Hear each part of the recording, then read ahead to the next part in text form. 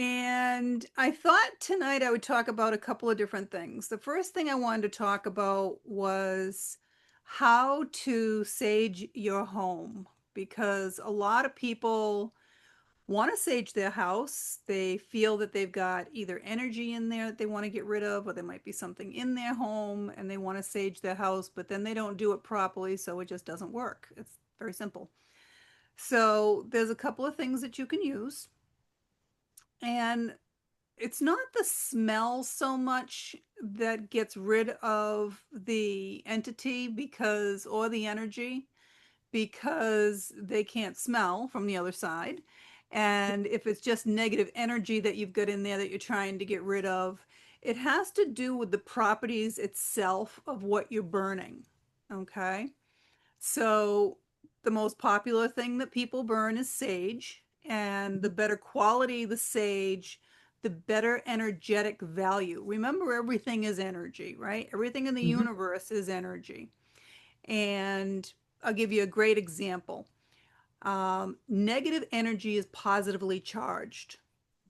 Sea salt or the ocean is positive energy and it's negatively charged. This is why if you have an attachment, you're feeling yucky, you're an empath and you've picked up all the energy from everybody else during the day like a lint brush, go home, get in the shower or the tub, but before you get into the water, rub some sea salt on you and you will immediately feel it neutralize the negative energy on you. Okay. Mm. This is why people are drawn to the ocean, because that salt water neutralizes that negative energy that you've picked up from everybody all day long. So when you're saging your home, what you're burning has the same concept. It has a negative energy charge to get rid of the positively charged negative energy. Okay, if that makes sense to you. Okay, it's a high school chemistry class. Mhm.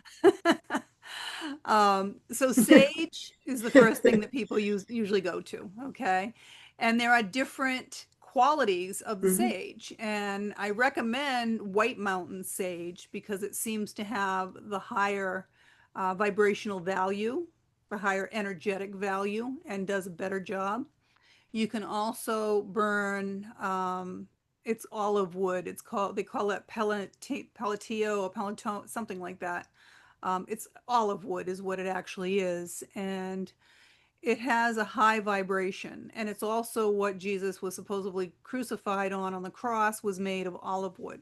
So they believe that that's also part of the properties and reason that that works so well. The problem with that is it does not, San Paleo, that's what they call it.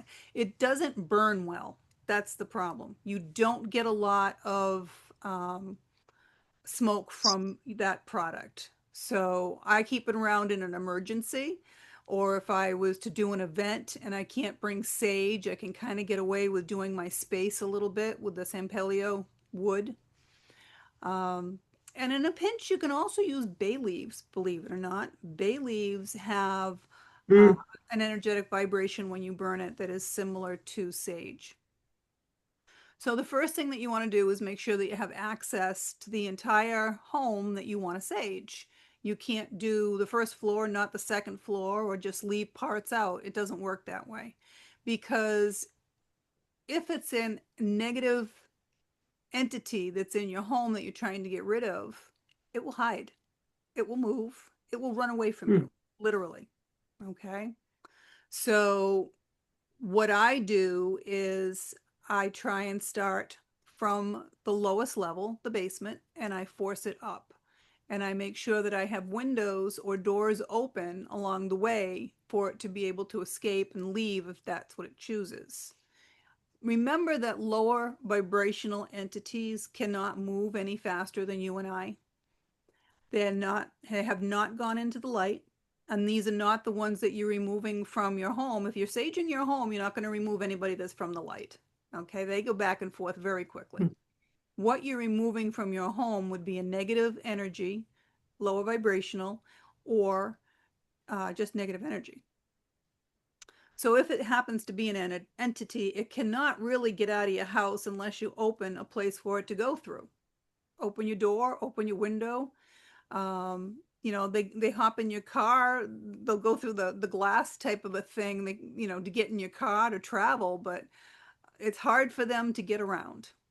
So I start in the basement, and you can either do the Lord's Prayer or you can do the protection prayer from Saint Michael. That's what I usually read as well. And you want to make sure that you are really getting some good smoke coming out of your sage. And you want to start in the corners and make sure you get all four corners of the room. And if it's a large room, work down the sides and then come back through the middle so that you've covered the entire area.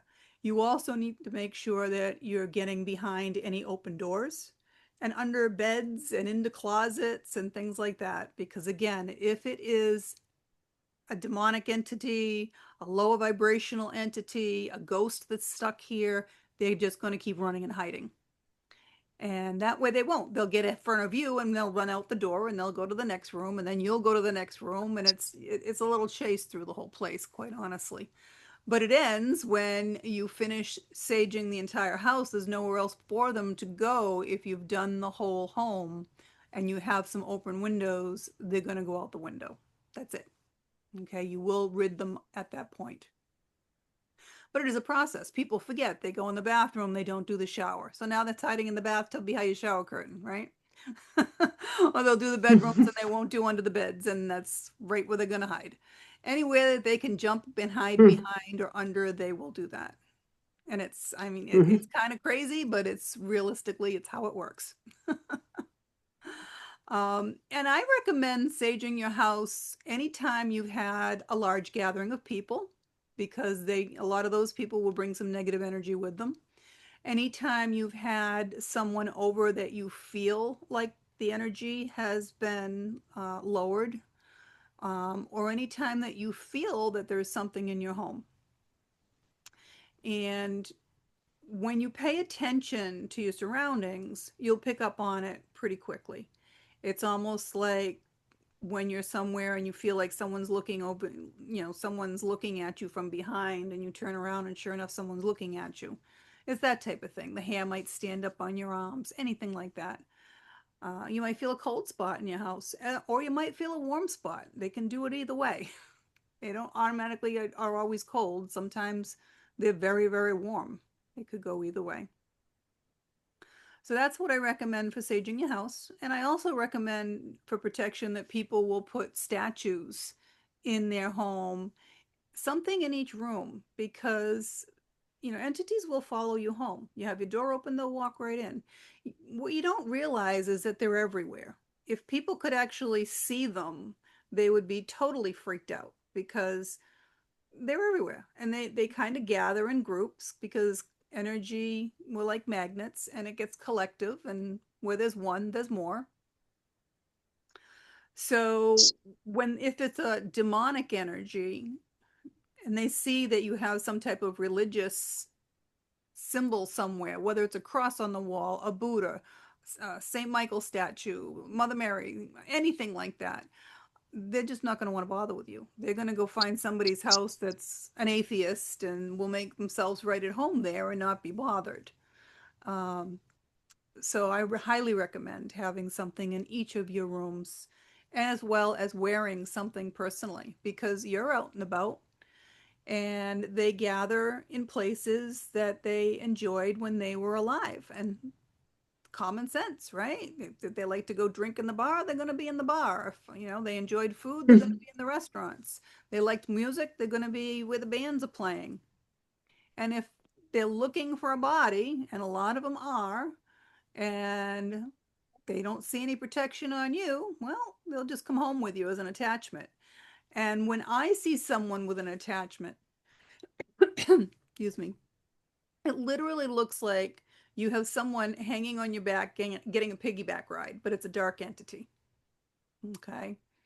I'll never forget, I had a friend that I went to high school with come to my house one day. And as soon as he walked in and sat down, I'm like, you've got an attachment on you. And he's like, what? I'm like, yeah. So he goes, wait a minute, does it look like this?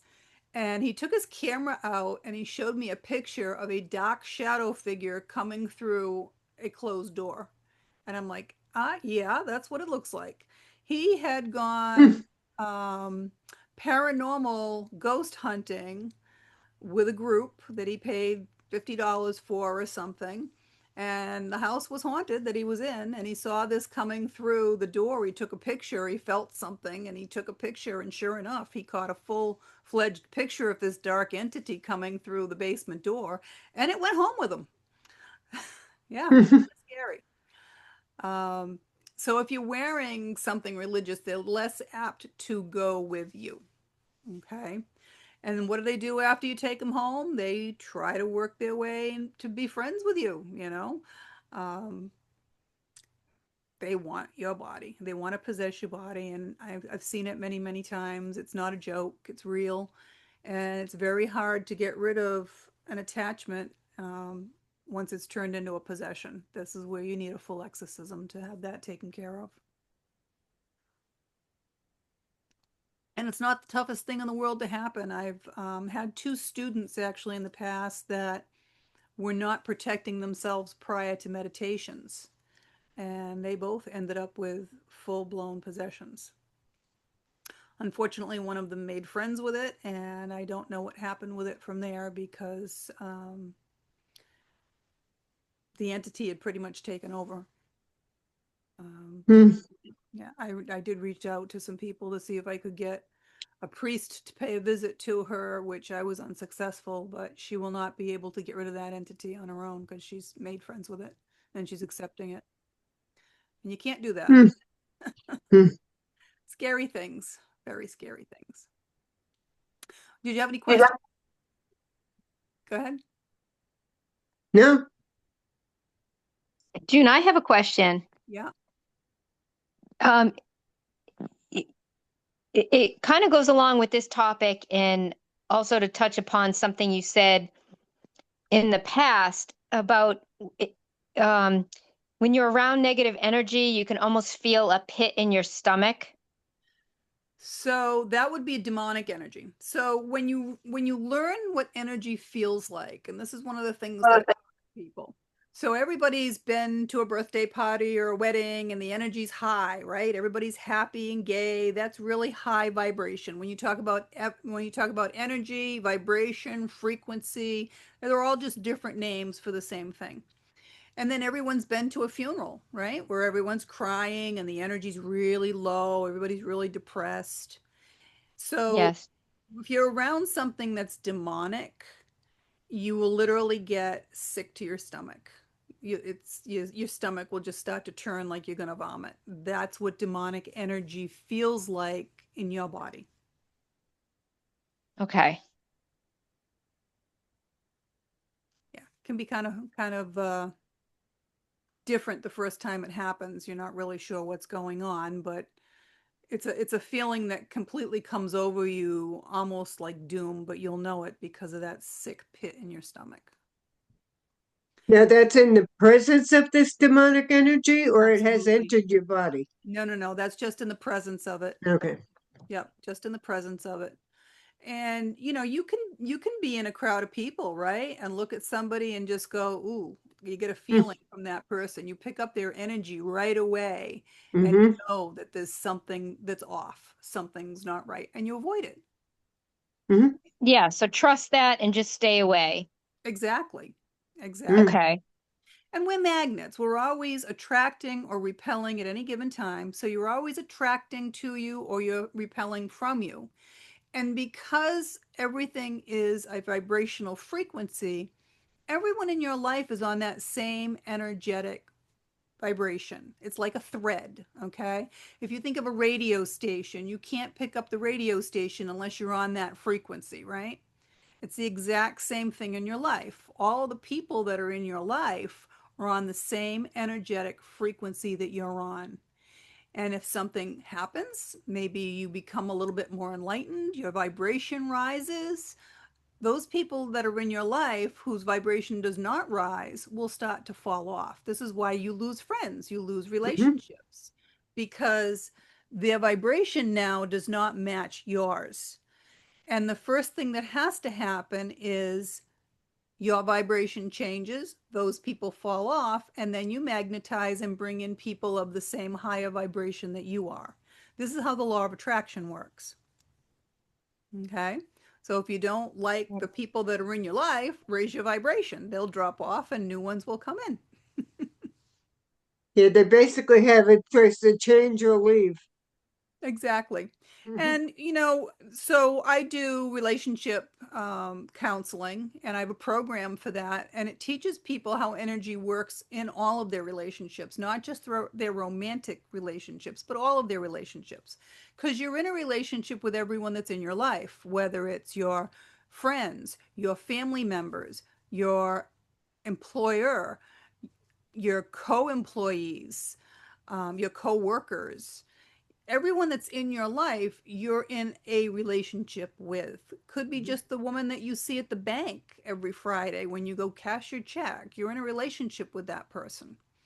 So if they're meant to stay in your life, their energetic vibration will automatically start to come up when your vibration rises. Mhm. So this is why when I counsel people and help them change their energy in a romantic relationship, because they're living so closely to the other person, if they're meant to be together, the other person's vibration will start to rise so that they'll still be on the same energetic thread. If they're not meant to be together, then the other one will just drop off and they will bring in the person they're supposed to be with. Mhm. Energy is amazing. Yeah, like attracts like. It does. Yep. Mhm. It's just the same frequency. It's how it works. But our whole bodies are just energy. And So once go ahead. once we become more aware of our own energy and other people's energy, if somebody else um is trying to argue, even if it's not somebody you know, say you're just at the checkout line and the person that's waiting on you is suddenly combative, I I get that pit in my stomach. Like I just can't leave soon enough. But I'm trying to discern, is that person's negative energy or am I just not good with handling conflict? Could be a little of both. The higher vibration you have, the less turmoil and chaos you want in your life. It's that simple. Yes.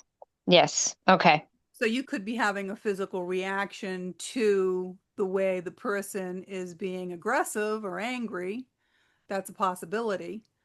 But if it's demonic activity, you would definitely feel it and like literally feel like you're going to throw up. That's demonic. Okay. Yeah. Mhm. And not that there aren't a lot of people out here that have demonic possessions because it seems to be running rampant right now. There's a lot. There's a lot. I truly believe every one of these people that, commits a mass shooting, those people are very clearly demonically possessed. They're not just mentally ill, they're demonically possessed. Mhm.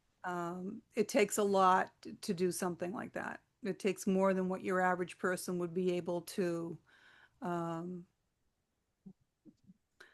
cognitively uh, process.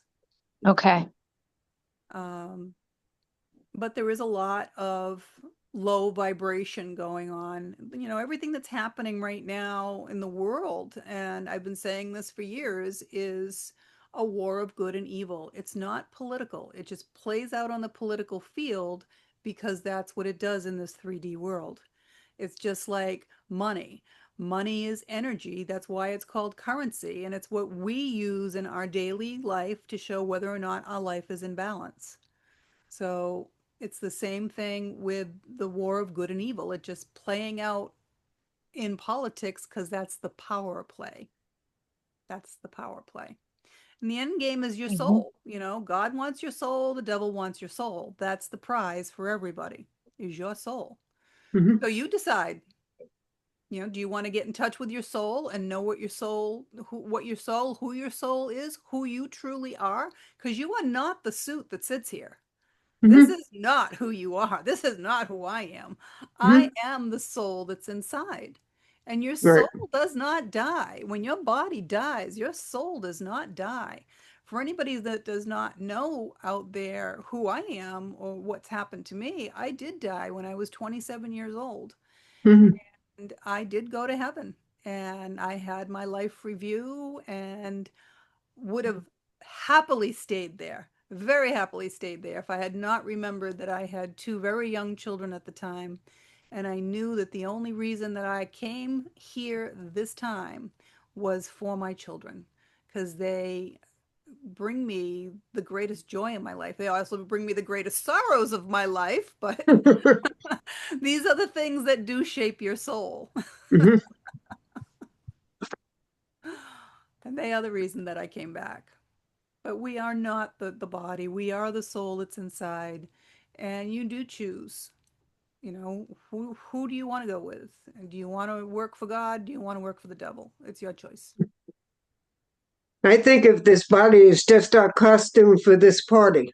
It is, When absolutely. this party's over, I'm getting out and I'm going out. Absolutely. So it's interesting on the other side because even though you don't have the suit, you don't have the body, you're still the exact same person you were when you were here.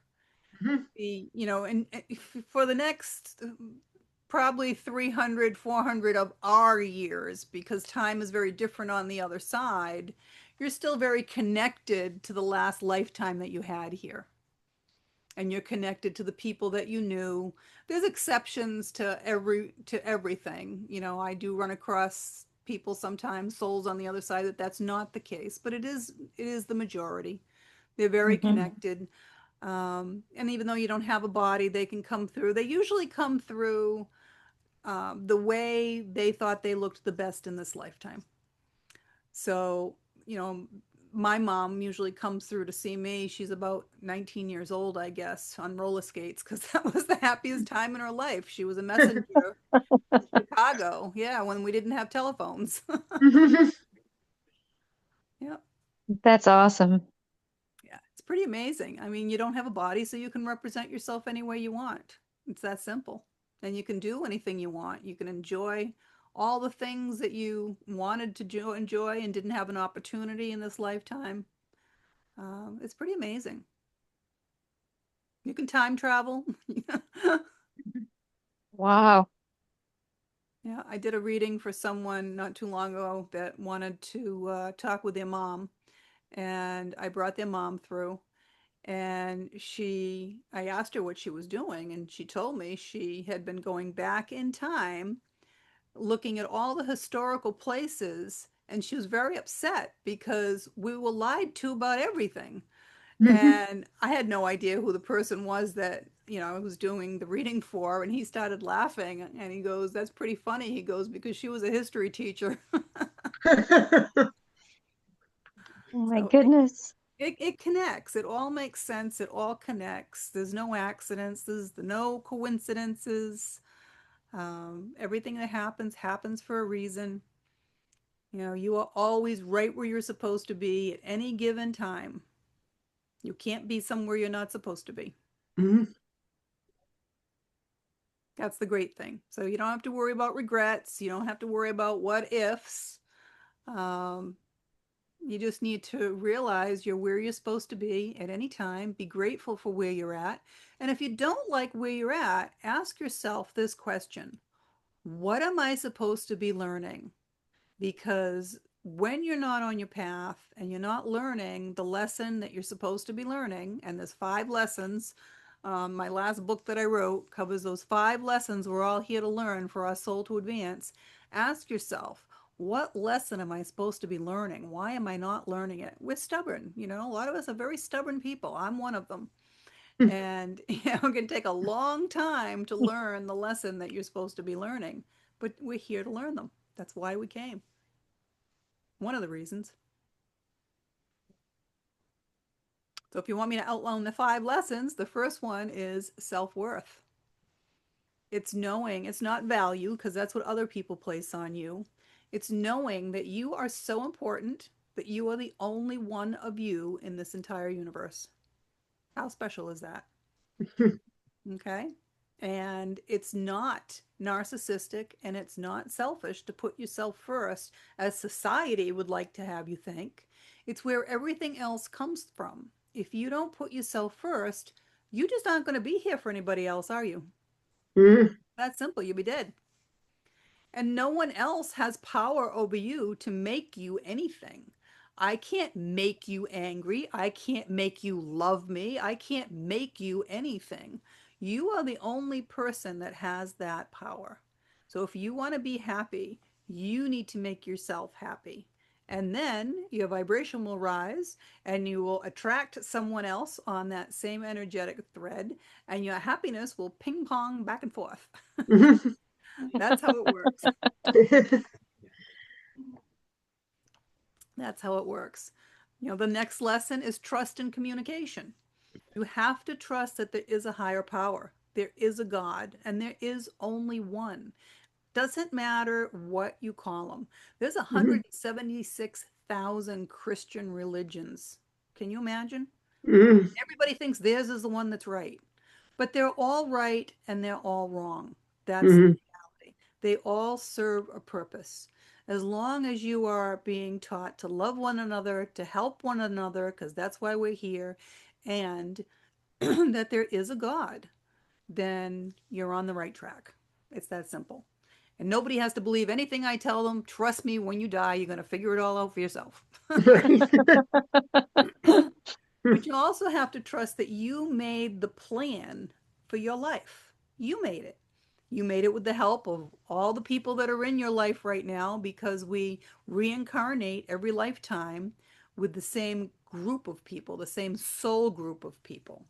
And it's collecting our karmic debts, it's paying our karmic debts, and you made the plan. You have to trust that you're on the right path if you're on your path. And if you get off your path, then the angels and their guides will put you back on your path. You might not like it. Right. You're supposed to move to California for a job, and maybe you're supposed to rescue somebody when you're out there, and you're being stubborn and you're like, I'm not going to go. I don't know anybody. Maybe it's not going to pan out. They're going to make you go. Maybe they'll burn your house down. Maybe you'll lose your job. They're going to make darn sure you're there, because that's part of your plan. It's where you're supposed to be. And that's how it works. And when you Mhm. get in touch with your soul, you know that, because you don't make decisions with your head anymore, that the list of, pros and cons, you make the decision with your soul, which is the knowing. And that's, you're supposed to do something, you just do it, and that's where you're supposed to be, and it always works out 100%. And you have to learn how to communicate. Um, whether it's, whatever it is you want and you need, if you can't tell other people, they don't know by osmosis. They only know because you tell them. And this is why most relationships fail. A lot of them have to do with communication. You have to learn how to communicate. And if you can't trust and communicate in the bedroom, out of the bedroom, you're not going to be able to trust and communicate in the bedroom. So you're not going to have a sex life either. And so that whole piece falls apart. Then you have unconditional love. Unconditional love is very, very difficult for a lot of people. And some people have some of these lessons already. Some people need them reinforced, and some people need all the lessons. But unconditional love is very difficult. A lot of Mhm. people have problems with their parents. They hate their parents. Well, maybe it was just a karmic relationship. Maybe they just agreed to bring you into this world, and that was their only job. And then you're not supposed to get along with them for the rest of the time. That's okay. You can love them for giving you birth and call it a day and move on. But that's the challenge. Maybe they were supposed to be teaching you the unconditional love. There's lots of different ways to learn it, but if you don't learn it, the universe tends to make the test harder and harder each time, the more Mhm. stubborn you are. Okay? Let's say you love your child and something happens, your child gets hit by a bus and your child's gone. And now you're going to hate the bus driver. The rest of your life, you're going to follow that bus driver around. You hate that bus driver. You're destroying your own life out of the hate for the bus driver. Well, you have to understand that most of the time, that was what your son wrote into his plan. He didn't plan on being here that long. Maybe he wanted a dramatic exit. You don't know. And it's difficult for you. Obviously, you're the one left behind. Your child's in a wonderful place, I guarantee. You're the one left behind grieving. You have to remember that the lesson here is unconditional love, not just for your child that you lost, but to try to give it to the person that also took his life, because how did that affect the people around him? I'm sure his life went right down for that too, right? There's Mhm. there's no accidents, right? So even though it looks like an accident, it was written into the plan somewhere. So unconditional love is very difficult. And like I said, if you can't learn it, the universe just keeps making it tougher and tougher for you, so you will learn it. Then you have money and balance. And everything in the universe has to stay in balance, right? Just like the scales of justice. This is why you have the day and the night, you have hot and cold, you have up and down, you have left and right. Everything has to stay in balance. Well, the way we show whether or not we're in balance in this lifetime is with money. Money is energy. That's why it's called currency. And if you're working a ton of hours, and you're trying to save up for something else, well, now you're working so much, you have no balance in your life. You have no time for your own hobbies, and you have no time for your family, right? You're out of balance. If you're just hoarding the money away because, oh, I'm going to save up and buy something, or I just don't want to spend it, I'll never have enough, I need a nest egg. Well, guess what? Because money is energy, it doesn't work that way. You have to put it out to get it back. All you'll have is what you hoard, and you'll have nothing else. And it also shows that you don't have self-worth. Because if you have enough self-worth, you value yourself enough to be able to spend that money on yourself for the things you like and the things you want. Because energy is like a river, right? That's why energy has current, right? Goes through the wire, the current goes through the wire. A river has a current, just with water. And energy is the same thing. So it has to flow. And the more you put out, the more comes back to you. It's just how the universe works. And the last lesson everybody has to learn is patience. And patience is very, very difficult nowadays. We live in a world of instant gratification. We want it now. It's you just don't get everything you want right now. It's not how the universe is made to work. Everything comes to you in the time that you're supposed to get it. It'd be pretty stupid if, here you are, 6 months old, and you want to be a millionaire, and sure, you inherited $1 million. Here you go. What are you going to do with it at 6 months old? You have no idea. You have no value. Does means nothing to you, right? And here you are, maybe at 30 years old, you win that lottery and you get that $1 million, and now you're a little bit more seasoned, and you're not going to be frugal, and you're going to enjoy life a little bit, right?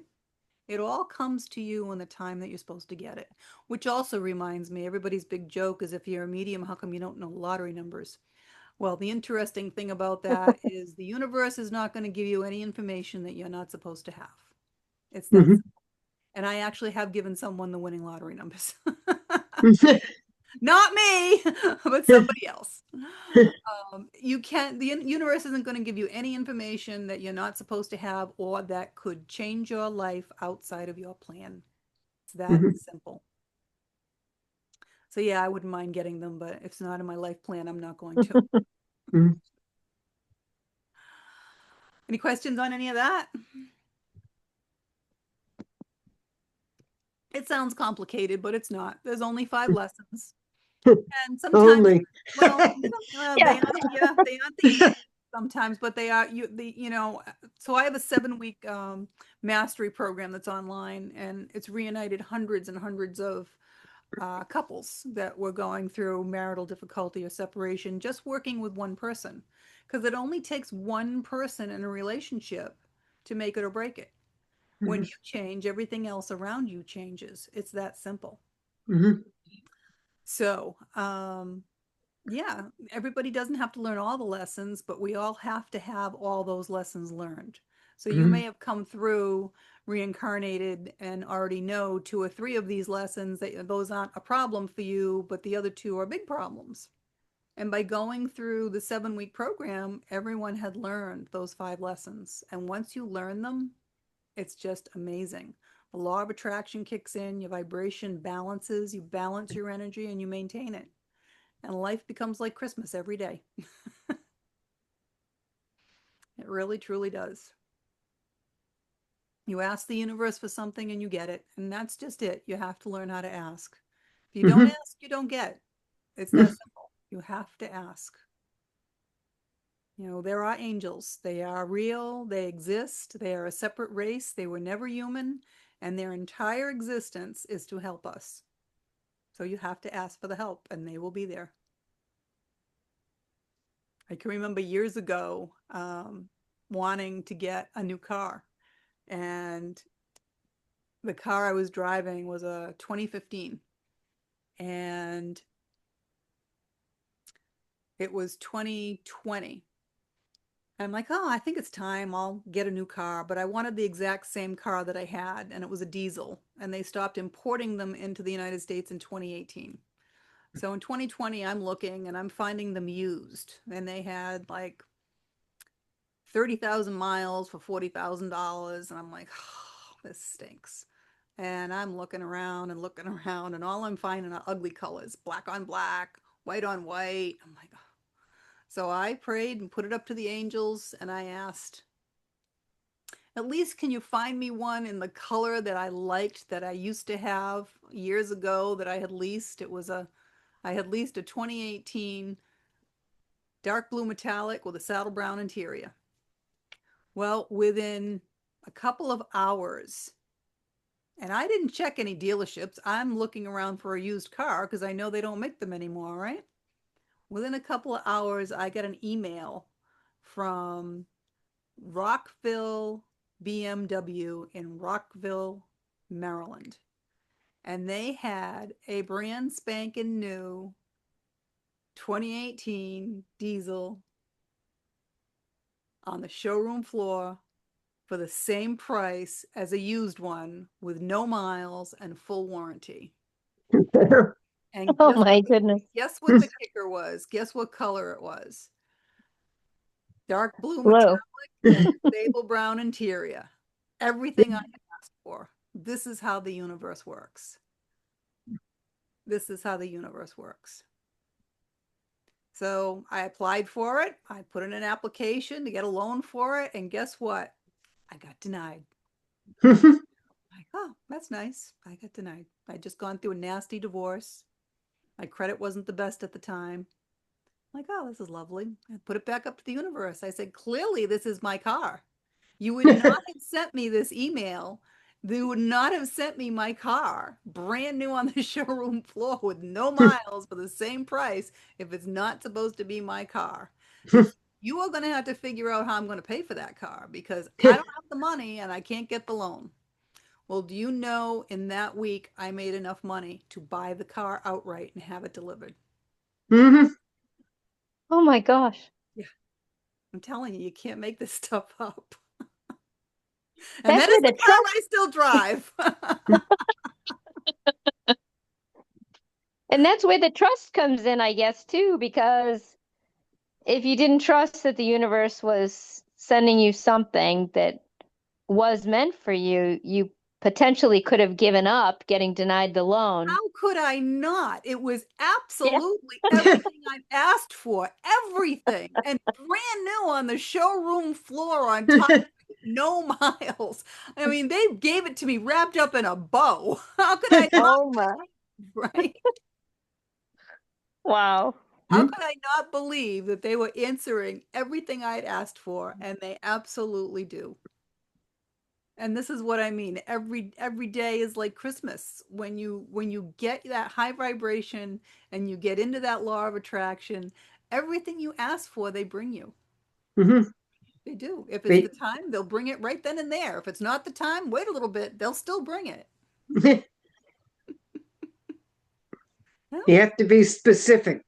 You do. You have to be very specific about what you want. Hmm.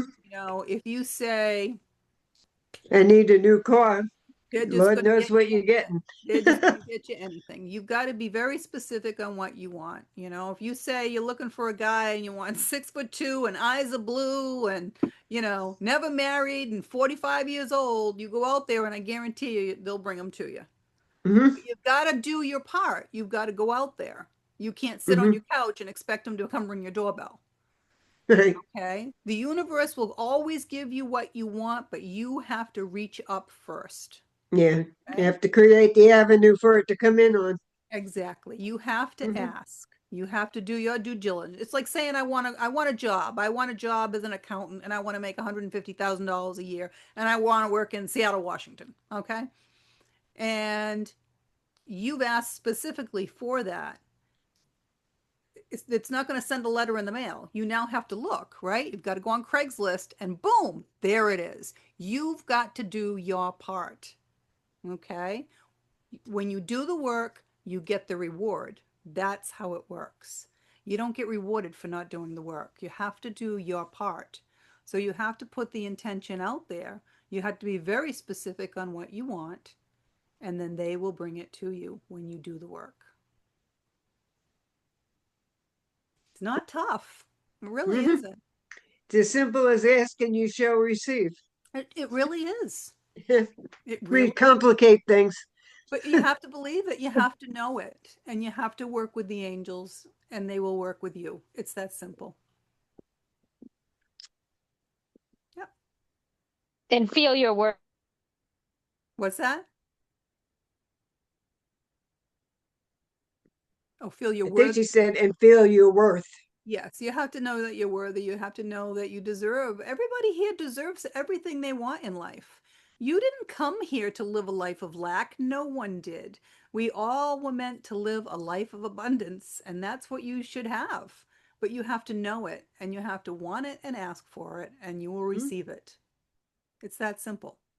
But you've got to do your part for it. God isn't going to just shower you down with gold coins because you said you want them. There Mhm. has to be an equal exchange.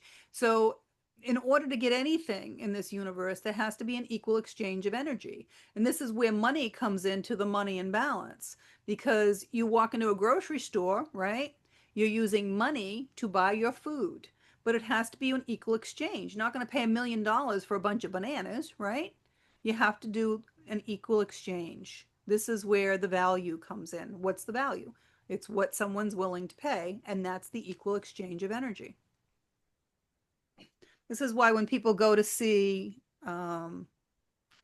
psychic mediums such as myself, and oh, they only want to pay $25 to get a reading. Well, you're going to get $25 worth of a reading. It's not going to Mhm. be all that good, is it? Because you get what you pay for. It's an equal exchange of energy. And then you have the people that sitting in my shoes thinking oh, it's a gift. I should do it for free. Well, you're going to be giving them garbage because that's what you get for free. There's no Yeah. equal exchange of energy there. There has to be an exchange of energy for value. I remember when I started my relationship mastery program, I had given it to a couple of people that were in the military. They were going through very difficult divorces. I felt very bad for them. They kept telling me they couldn't afford it, and I felt bad. So I gave it to them. Do you know none of them did the program? It Hmm. had no value to them because it was Yeah, it free. had no value to them. Right. No value because it was free. No investment. Nope, absolutely not. No. Nope. Um, and other people questioned the price, and I'm like, well, for that price, you really can you, is there anything else that you can think of that you can pay that price for and change your entire life? Hmm. There isn't, because it will change your entire life. When you raise your vibration and balance your energy out and understand how to work with the universe, your entire life changes. It becomes absolutely incredible. It truly, truly does. That's why I said it's literally like Christmas every day. The car is just one story. I could tell you 10 more of those. Hmm. Yeah, it's just crazy, but it's real. Yeah. That's the only reality because what we're in here, this 3D, is not really the reality. This is, it's the reality we have to live in, but it's not It's not all of it. You're only seeing what your eyes allow you to see. That's it. You can't see more. You can feel more, just Mhm. like you feel the heat come off of a fire, even if you're not looking at it, right? You Mhm. can feel the heat over the stovetop, even if you're not looking that the flame is on, because your body allows you to feel different things. So you can sense things that are around you without your eyes. And that's what people have to learn how to train themselves to do so they can pick up on the energy.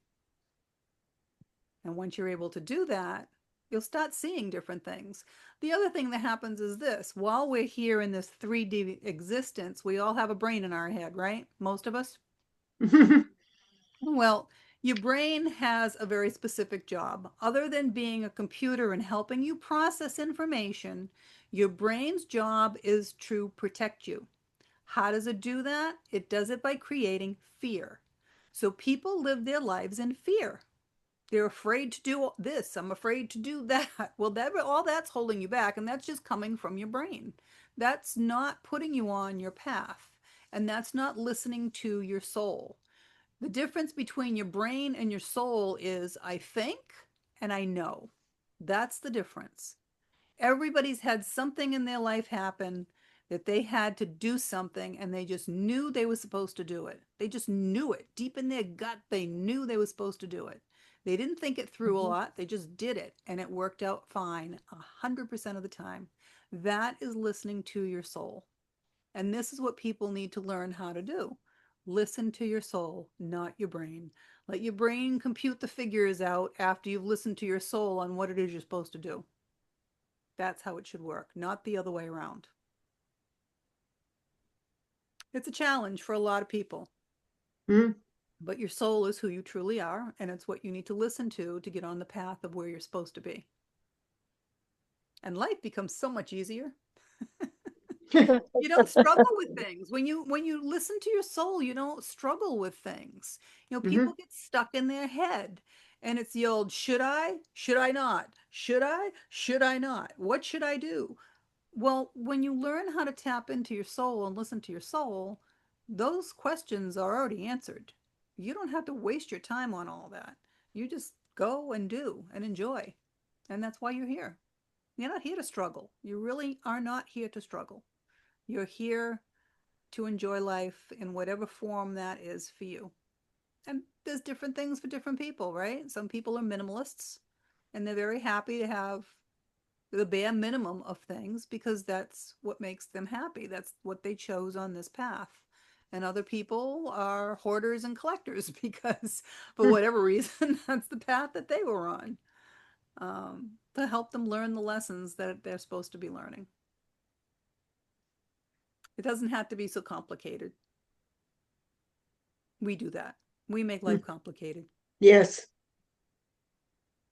When I have to make a decision I'm not sure of, I say, okay, Lord, this is the choice I'm going to make. If this is not in keeping with your divine will, please intervene. Yeah, but that's not listening to your soul. Mhm. That's still not listening to your soul. Listening to your soul and getting in touch with your soul is knowing this is what you're supposed to do. Mhm. That's the difference.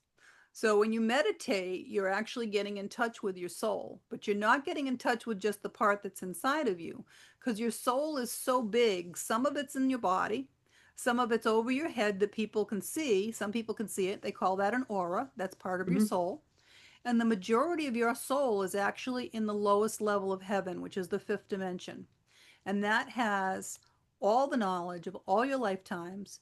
And it also um, it has to do with the timing of events. It controls all the timing of all the events in this lifetime, but when things are supposed to happen for you. So when you meditate and you're getting in touch with your soul, you're getting in touch with that part that's in heaven as well.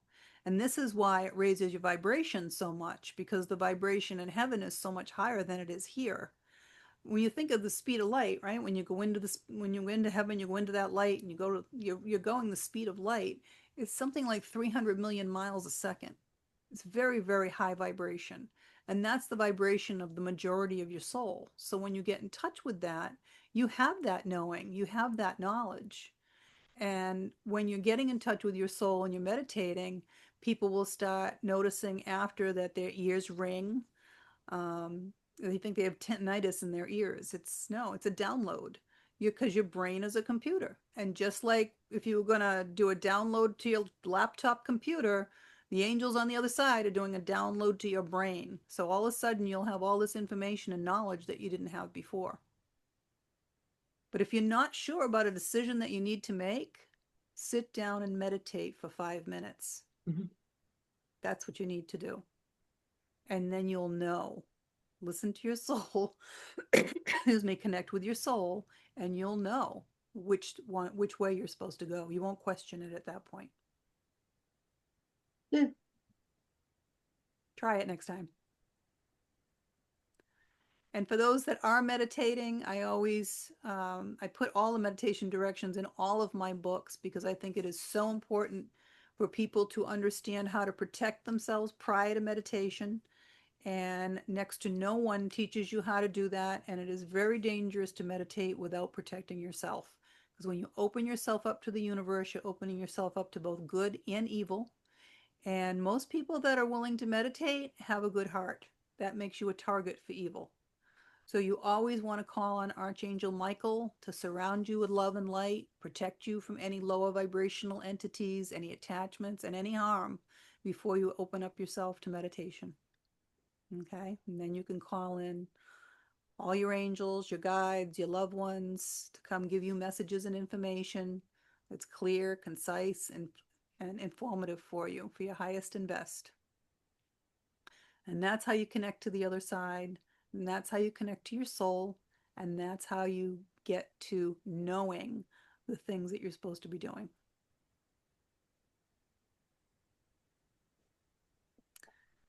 It takes you on the right path every time.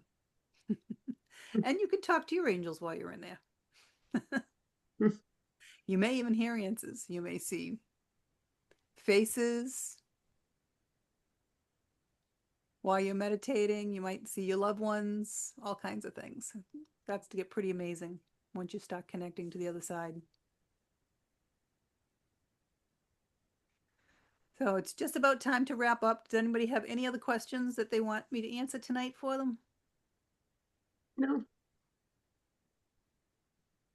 Everybody Well, good? this has been very informative as always. Thank you. All right. Well, everyone have a wonderful night. Thank you for joining. And hopefully we'll see you again soon. Thank you. Thank you. Bye. Bye. Bye.